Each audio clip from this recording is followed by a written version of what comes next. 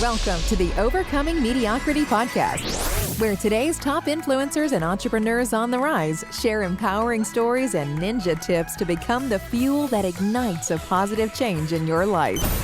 Our guests don't simply coast through life. They don't let difficult situations stop them. They set big goals, keep their eyes on the prize, and they're joining us today to share insider secrets you can use right now to step into your power and live your purpose. Now, here's your host, Christy Ruffino.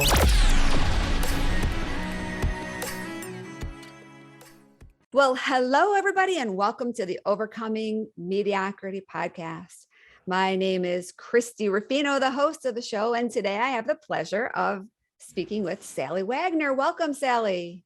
Thank you so much for inviting me today. Yeah, I am really excited to have this conversation and just not only for me to get to know you a little bit better, because I know we've been through a lot in the last year, but for the audience to get a little bit of insight about who Sallie Wagner is. And I know you're going to share your story, but before we do, I want the audience to know a little bit about who you are, so they kind of know that you know what you're talking about, you know your stuff, and that they'll listen to you because you are the expert in this space. Sallie Wagner is a #1 international best-selling author with 5 books. She is a sought-after speaker, What's Next Strategist, and a Life Alchemist.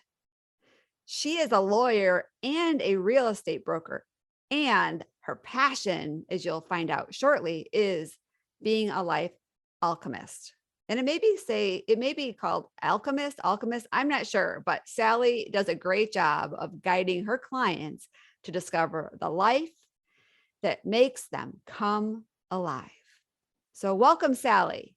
I'd love to have you share a little bit about your story, because your story is what makes you so passionate about what you do now. So if you can take a minute, let's talk a little bit about your story. Awesome. Well, thank you again. So I feel like I've taken the scenic route through life. When I was in college many years ago, more decades than I care to count, I started out as a physics major and eventually ended up in theology. So it was physics to metaphysics. And then I got distracted. I went to law school. I did all those things I was supposed to do.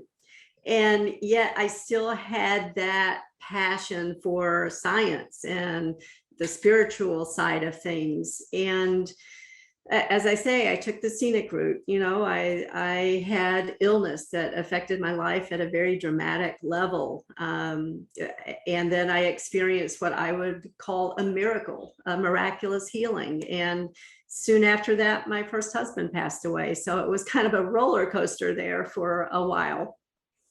And yet I still had that passion for what is next, and is this all there is? You know, those questions we ask ourselves. And you know, I had a career in corporate law, and I was eventually ended up starting my own business as a consultant, as a real estate broker consultant, and all of these things. A real estate school, just, you know, it looks good on paper, doesn't feel so good on the inside. And finally, I answered that calling, and I took the step to become a life coach, a life alchemist. And again, the scenic route to get where I am. And that's where I am today. I love that. I know this may be a little bit off topic, but when you were preteen, like, well, maybe 12, 13, 14, what did you want to be then? Can you recall? A teacher and a writer. Okay. And that was the trajectory I had when I was in college. I envisioned that I would be a professor, and I had planned, you know, I was going to get my master's and my PhD, and, you know, just I knew where I was going to school and all of those kinds of things. And then met my first husband, got distracted, went to law school, changed directions, and yet I came back to that initial calling. And so much of what I do is teach. Much of what I do is write and speak. So I rediscovered my identity and the life that makes me come alive. That is so cool. And I just threw that question on you, but I just a couple hours ago had an interview with Jill Jardine. She's in the book with you. And she shared with me the fact that when we listen to our soul to be able to follow our purpose, it typically is what we chose to do back when we were, what did she say? 13 to 14. So right entering our teen years. And when she said that, I'm like, when I was at that age, I wanted to be an artist. I have pictures all over my mom's house that I don't know what to do with now, but back then I drew. I loved it. I love being an artist. Yeah. And now when I look at what I love doing, I love working with women, but I also love my artistic side, and I love designing and creating websites. And so for you as a life alchemist, you're kind of stepping into that teacher writer mode, right? Yeah, I can see absolutely. that just manifesting, and it's who you are now. It is. And yet at the same time, I still have that intellectual part. Not that this other part is not intellectual. It is highly intellectual with developing content and writing and creating and all the things that we do, right? And yet the other side is perhaps more analytical, I should say, with, practicing law, being a real estate broker, advising agents, over 2,500 agents on transactions, and teaching contracts and all of that kind of stuff. And I absolutely love that. And interestingly, because you brought up what was my vision when I was a young teenager, a few years ago, it suddenly occurred to me that the life I am living is the life that I envisioned for myself decades ago. Not all the exact specifics, but that main structure, that main frame of my life and what it was going to be like. And at the time, I had no clue how it would ever happen. And it was an absolute fantasy, it's like, oh, it won't ever happen. But wow, what amazing to live that life. And I had that realization. And I texted my daughter, and I told her about it. She was like, oh my God, that's amazing. Just to have that realization, right? Yeah. Yeah. So anybody listening out there, if you are struggling to identify your purpose, I don't know what age you are now, but I believe, at least for me and all of the women that I've been working with for, almost 9 years now, is we all realize that things in our life, even though they may have been super difficult, they happened for a reason, and they happen to create kind of the right path for us, even though we may not have liked it. But if we can embrace that path and embrace the knowledge that we're supposed to be gleaming along the way, we can get to a point where we feel that we're in complete alignment with our purpose. But if you're not sure, maybe go back and look at, your preteen or your initial teen years, 13, 14, what did you want to do then? And maybe that will help you actualize what you're supposed to be doing. Absolutely. Yeah. Pretend you're a child even. And yeah, when you had that full range of imagination where everything is possible, if you could think it up, it was possible. And give yourself that gift again of imagining what life can be. Yeah. Yeah. All right. Well, this is good. So let's take a quick break. I want to make sure we have enough time for the second segment, because I know you want to talk about MSG. What is that? Well, if you want to know what MSG is, hang tight, because Sallie will be happy to talk all about MSG when we get back. Do you have a story of courage, strength, and perseverance? Would your business benefit from having a more engaging brand, delivering a more powerful message, and attracting more loyal clients? If so, we invite you to join our Overcoming Mediocrity team today. Our authors not only enjoy the benefit of having an Amazon best-selling book easily and economically, they also get boosted credibility and added visibility as their books are distributed to audiences across the globe. Visit omapply.org to learn more. And while you're there, be sure to grab our signature story brand escalation checklist to identify where to use your story to strengthen your brand, deliver a stronger message, and up-level your business. Once again, that is www.omapply.org. Welcome back, everybody. This is Christy, and I am here with Sallie Wagner. And as promised, we're going to be talking about MSG. Is that something that you find in Chinese food, Sallie? Well, it can be, but not in this context. We're not talking recipes, although I do love to cook. MSG is an acronym that I use in my coaching, and it stands for mindset, skill set, get off your asset. And I think it really encapsulates a lot of important principles. Mindset, we hear so much about mindset. And it is one of the most important things. I think it was Bob Proctor who said it's 95% mindset and only 5% is the rest, right? And yet mindset is a lot of work. It's not just thinking happy thoughts like Peter Pan. We can't just say affirmations and think everything is going to work out okay. We have to take some serious steps to get the right mindset. And many times that includes eliminating all those limiting beliefs and decisions that we have from family, friends, society, the world that tells us things that, we have to be a certain way and look a certain way and wear certain clothes and own certain cars in order to be worthy and loved. And we need to, I call it mind apps, programming paradigms, but we need to uninstall those mind apps in order to have the right mindset that is going to move us forward in the direction that we consciously choose. Got it. Okay. Mind apps. That's like apps like we have on our phones, correct? Yeah, absolutely. And I just updated the language for paradigm because I'm like, how do you conceptualize a paradigm? And yet we all know what apps do on our phones. They drain the battery, they slow things down, they have competing purposes, right? And we have the same thing going on in our subconscious mind. So if we can identify the apps and uninstall them or perhaps update them, then we can choose the apps that we want, again, to allow us conscious choice to move forward in the direction that we choose. I love that, conscious choice. And you had mentioned right at the beginning of the mindset conversation how there is such a huge percentage of how the mind helps us way more than skill set or way more than action, right? Our mindset, whether it's good or bad, can either hold us back or propel us forward to various degrees, right? Yeah, absolutely. It's like Henry Ford said, whether you think you can or think you can't, you're right.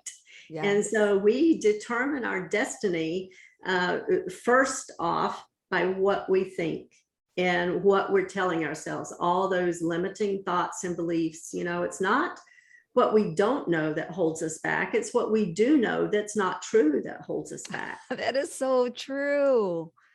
That is so true. So is it just a matter of making a decision and, just like you said earlier, just deciding to have something happen? Is it that easy?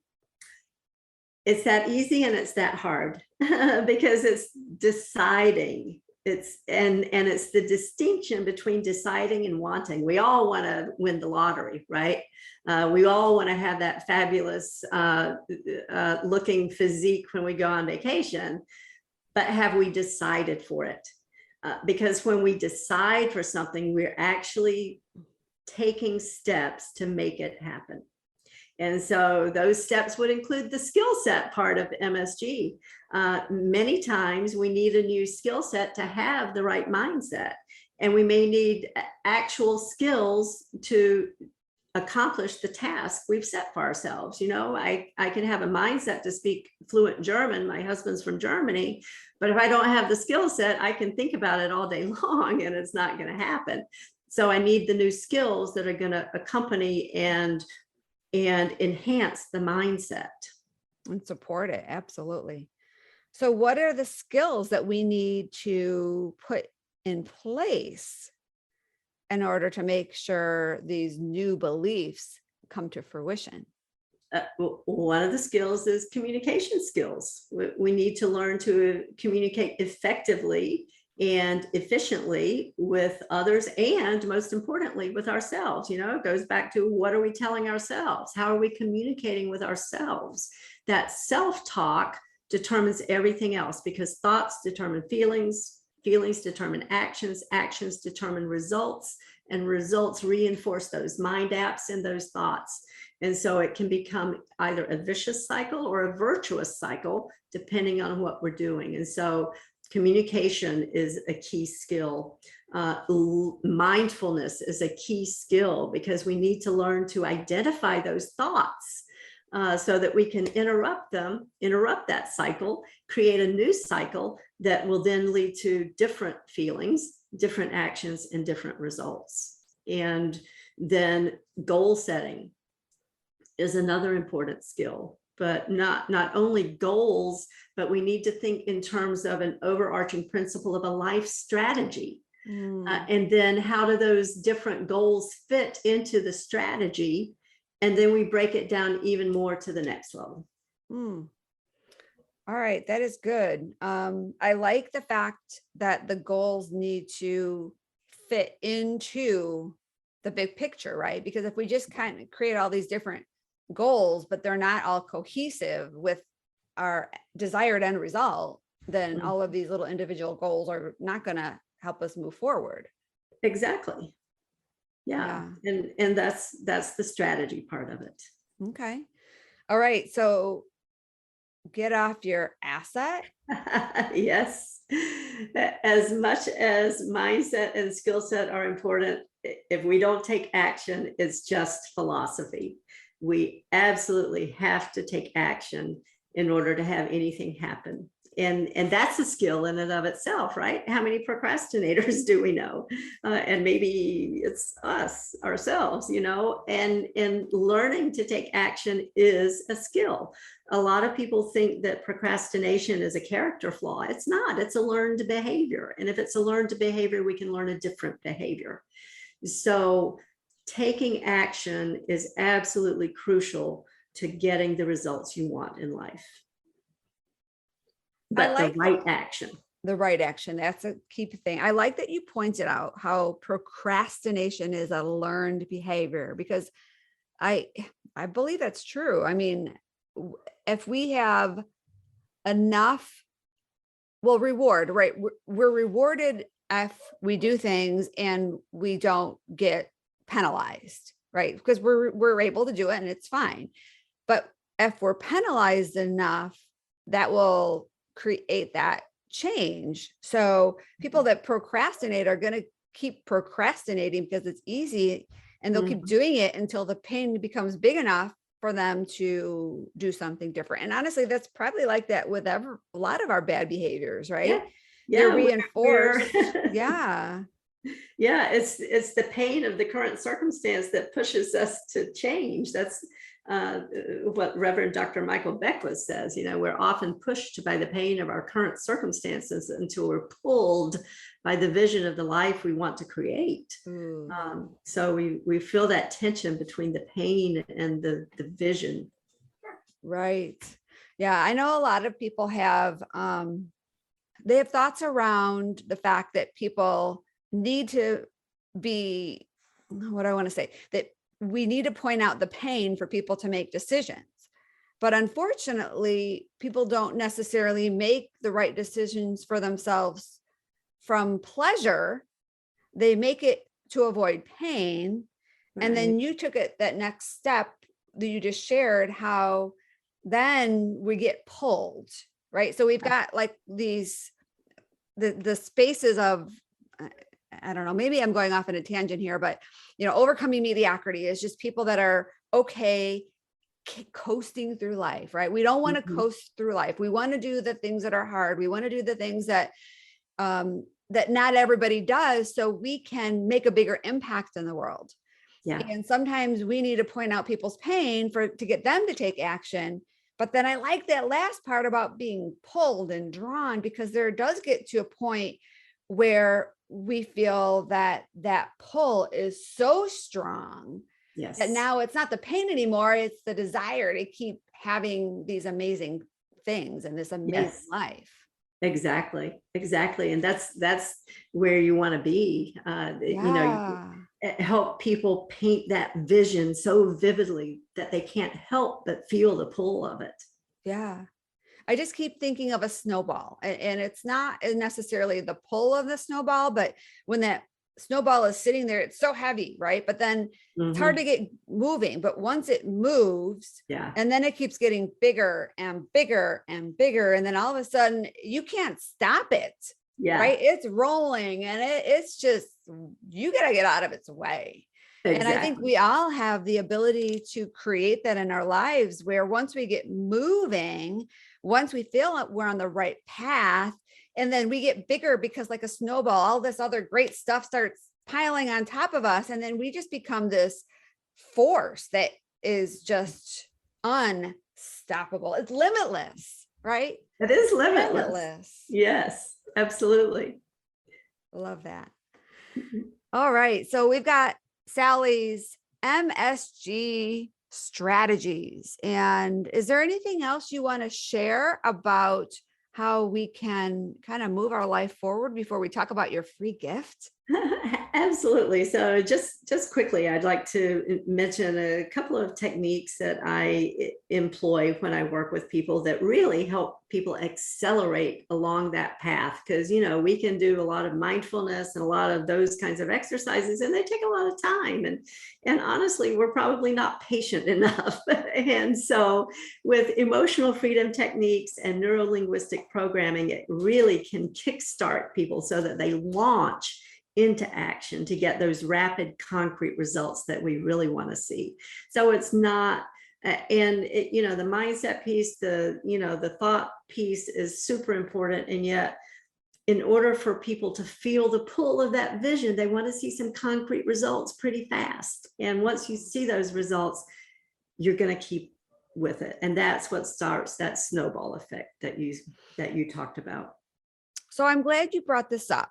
I didn't even share about this when I read your bio, but you have these EFT and NLP skills training that you took so you can help your clients by using these additional tools to speed up the results. And so EFT, NLP, can you share a little bit about what that is? Because I don't know if everybody knows. I didn't know the first time I heard NLP. What does that mean? Yeah. So EFT is emotional freedom techniques. NLP is neurolinguistic programming. And these are types of energy psychology. And they're based on the notion that there's an energy field in our bodies that we can access to make improvements in our health and well-being. And so we can improve things emotionally, mentally, socially, spiritually, and physically, because it's all tied, right? We're a body, mind, spirit being. We're not just one thing or the other. And so when we use these techniques, we're able to access that energy field. We're able to access those subconscious levels and make real change in life, so that it's not just a matter of willpower. Suddenly it becomes, you are that person, and it's natural. It's who you are. Can you share one example of maybe a client that you used one or the other of these techniques with, who got the results from that?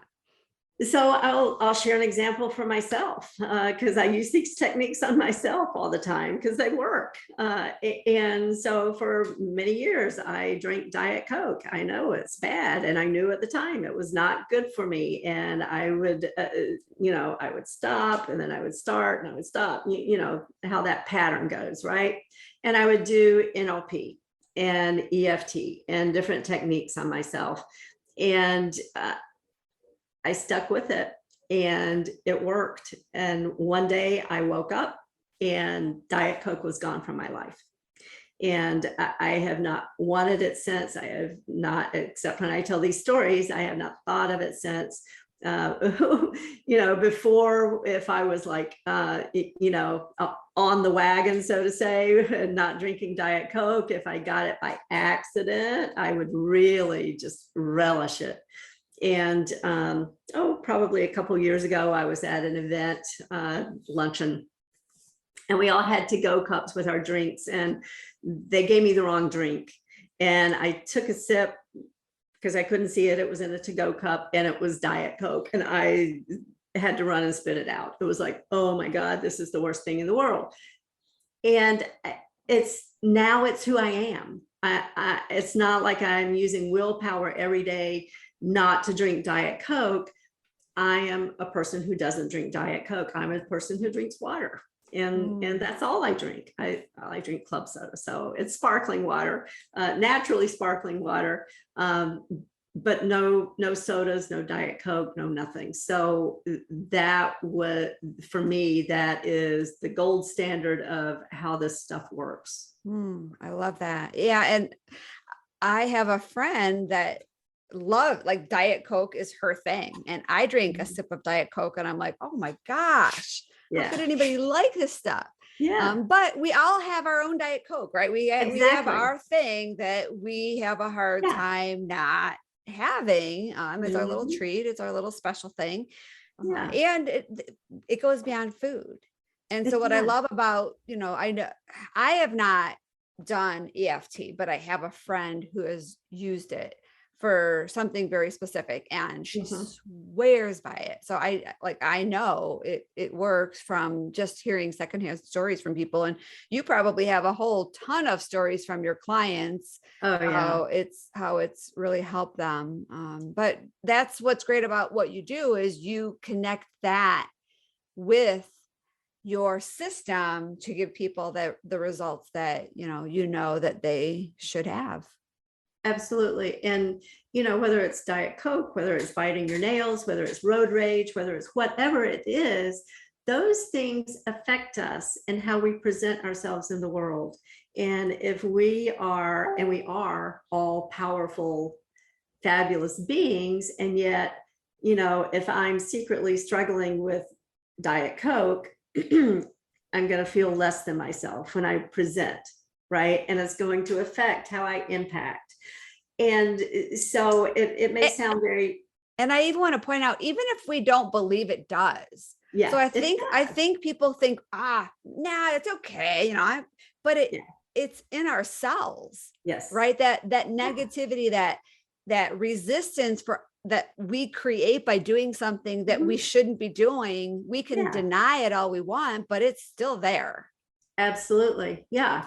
If I'm, and I don't, but if I bite my nails, how can I coach someone or present myself as a successful business person when I'm biting my nails when I get back to my car? Those kinds of things, they truly do impact us, and they sound very mundane and perhaps very superficial, and yet they can have such a deep impact on how we present to the world. All right. So you have this special gift that you are sharing.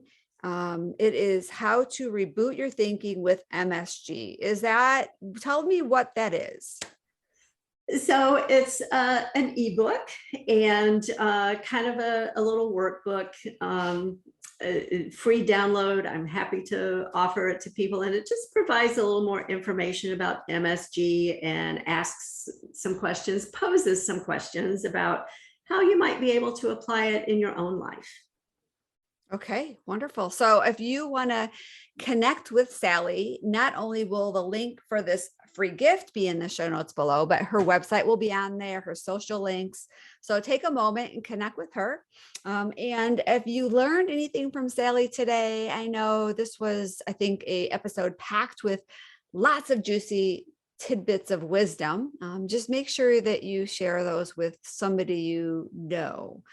What we all know is that we learn more by teaching others. So if you can share one of those nuggets with somebody, it will be embedded in you and it will help you maybe take action on those things as well.